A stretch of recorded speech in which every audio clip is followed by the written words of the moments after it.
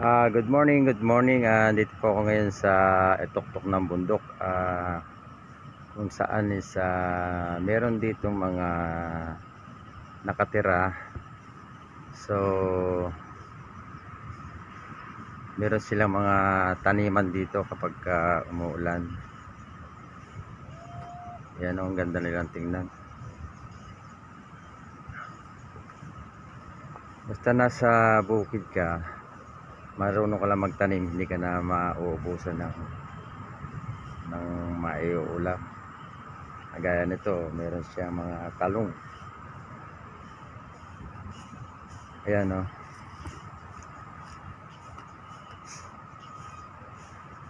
Meron siyang kamatis.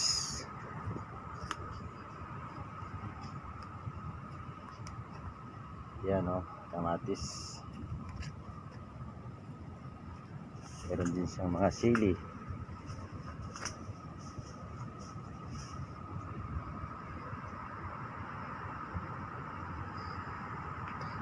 Ito oh,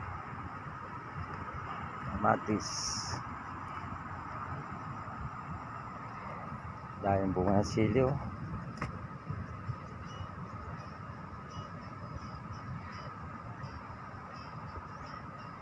Yan ang mga sili na panglahok sa mga sinigang.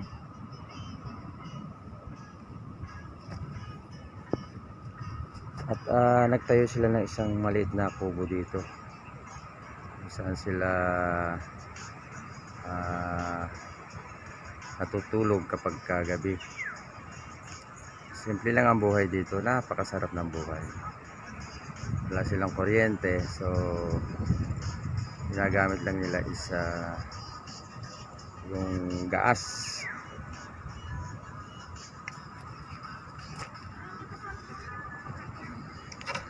Ayan o, meron silang ito is patola, kaya lang wala pang bunga.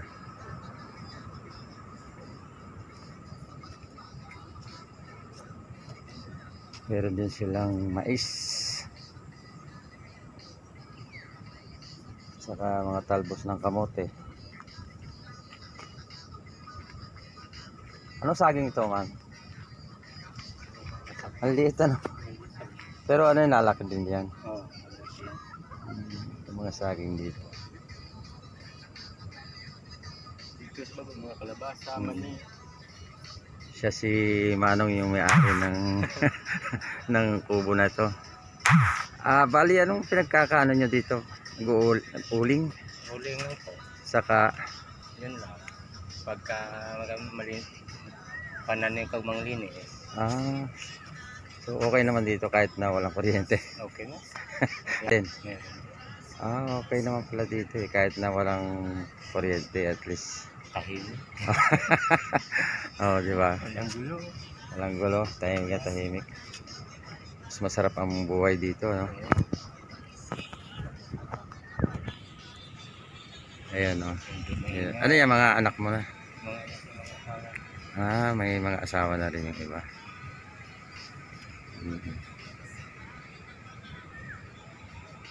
Tapos pagka tag-araw, yun ang wala kayong mga pananim.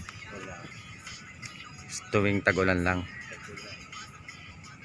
Ayan guys, oh, tingnan yung ganda ng saging. Meron pang siyang puno ng kalabasa, oh.